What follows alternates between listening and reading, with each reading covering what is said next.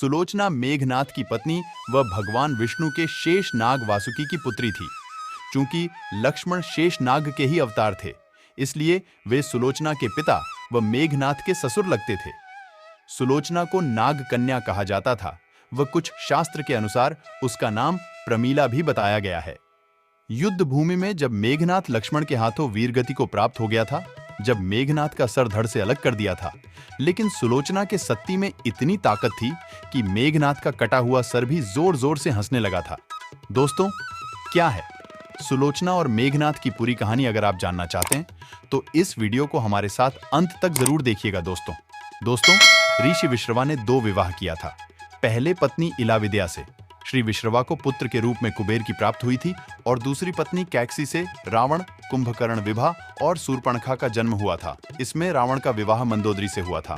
मंदोदरी अप्सरा हेमा की पुत्री थी।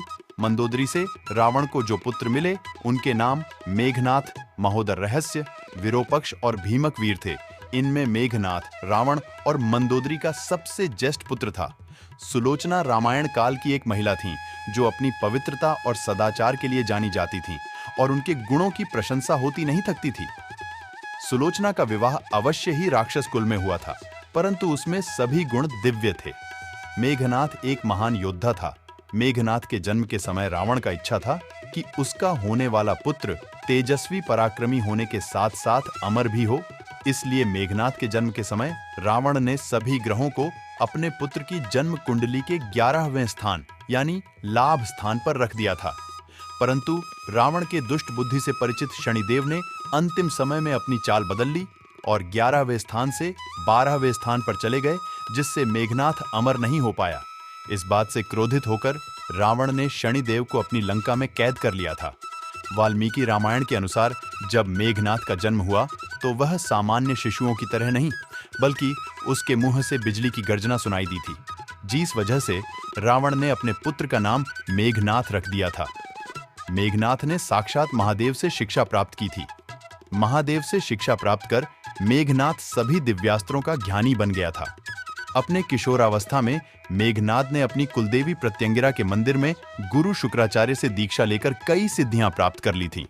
और जब मेघनाथ युवावस्था में पहुंचा तो उसने कठिन तपस्या के बल पर संसार के 3 सबसे घटक अस्त्र ब्रह्मास्त्र, पशुशास्त्र और वैष्णवास्त्र प्राप्त कर लिए थे।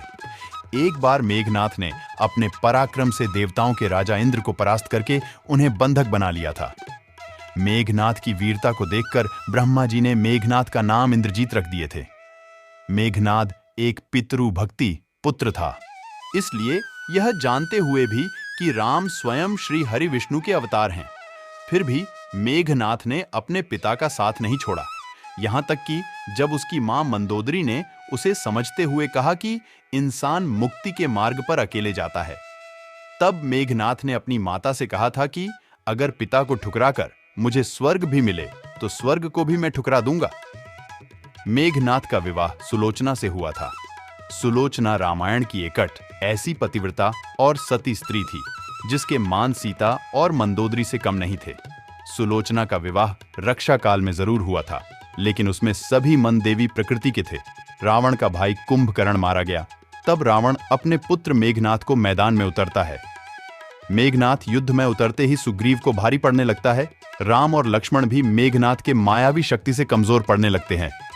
युद्ध में जाते समय मेघनाथ को यह झांत हो गया था कि श्री राम व लक्ष्मण कोई साधारण मानव नहीं, अपितु स्वयं नारायण का रूप है, तो वह अपने माता पिता व सुलोचना से अंतिम बार मिलने आया।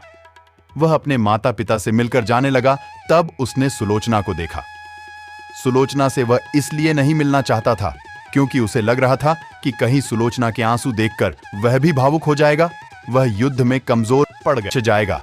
किंतु जब उसने सुलोचना का मुख देखा तो अचंभित रह गया। सुलोचना की आंख में एक भी आंसू नहीं था तथा वह अपने पति को गर्व से देख रही थी। हालांकि उसे भी पता था कि आज उसका अपने पति के साथ अंतिम मिलन है, लेकिन एक पतिव्रता व कर्तव्यनिष्ठ नारी होने के कारण उसने अपने पति को युद्ध में जाने से पूर्व उनके कर्तव्य में उनका साथ दिया। वह अपनी आंख से एक भी आंसू नहीं गिरने दिया। जब लक्ष्मण मेघनाथ का वध करने जाने लगे, तब भगवान श्री राम ने लक्ष्मण से कहा कि सुलोचना एक पतिव्रता नारी है, इसलिए मेघनाथ का मस्तक भूमि पर ना गिरे। इसलिए जब लक्ष्मण ने मेघनाथ का मस्तिष्क काटकर शरीर से अलग कर दिया, तो उसे श्री राम के चरणों में रख दिया। भगवान श्री राम लंका व सुलोचना को यह बता देना चाहते थे कि युद्ध में मेघनाथ वीर गति को प्राप्त हो चुका है। इसी उद्देश्य से उन्होंने मेघनाथ की दाहिनी भुजा को काटकर धनुष बाण से सुलोचना के पास पहुंचा दिया। जब सुलोचना ने मेघनाथ की भुजा देखी तो उसे अपनी आंखों पर विश्वास नहीं हुआ। उसने उस भुजा से युद्ध का सारा वृतांत लिखने को कहा। उसके बाद एक कलम की सहायता से मेघनाथ की भुजा ने युद्ध में घटित हुई हर घटना का वृतांत सुलोचना को लिखकर बता दिया। इसके बाद सुलोचना अपने पति की भुजा लेकर रावण के पास पहुंची। उनसे अपने पति के साथ सती होने की आज्ञा मांगी। रावण ने उसे यह आज्ञा दे दी, किंतु पति के सिर के बिना वह सती नहीं हो सकती थी। इसलिए उसने रावण से मेघनाथ के धड़डीएच की मांग की, किंतु रावण ने शत्रु के सामने याचना करने से मना कर दिया। चूंकि राम एक मर्यादा पुरुषोत्तम पुरुष थे, उनकी सेना में ऐसे अनेक धर्मात्मा थे, इसलिए उसने सुलोचना को स्वयं श्री राम के पास जाकर मेघनाथ का मस्तिष्क लेकर आने की आज्ञा दे दी। सुलोचना लंका नरेश से आज्ञा पाकर श्री राम की कुटिया की ओर प्रस्थान कर गई। जब सुलोचना भगवान श्री राम के पास पहुंची तो श्री राम व उनकी सेना के द्वारा उनका उचित आदर सम्मान किया गया। श्री राम ने उनकी प्रशंसा की। सुलोचना ने भगवान को प्रणाम किया और अपने पति का मस्तिष्क मांगी।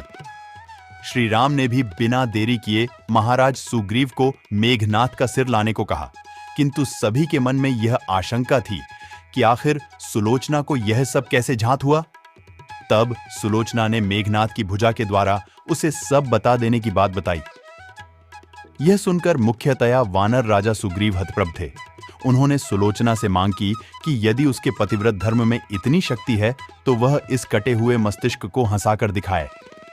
यह सुनकर सुलोचना ने उस मस्तिष्क को अपने पतिव्रत धर्म की आज्ञा देकर उसे सबके सामने हंसने को कहा। इतना सुनते ही मेघनाथ का कटा हुआ सिर जोर जोर से हंसने लगा।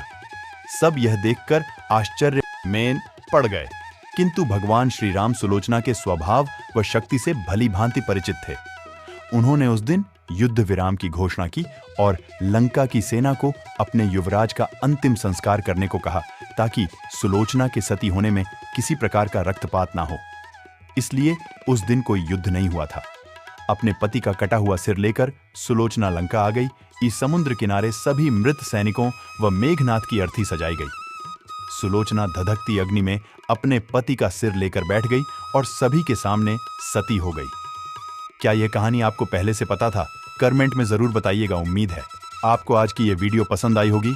अगर हाँ, तो इस वीडियो को लाइक करें। इस तरह की और भी सनातन धर्म की कहानियां देखते रहने के लिए हमारे चैनल को सब्सक्राइब करके बेल आइकॉन को प्रेस कर लीजिए। जय श्री राम।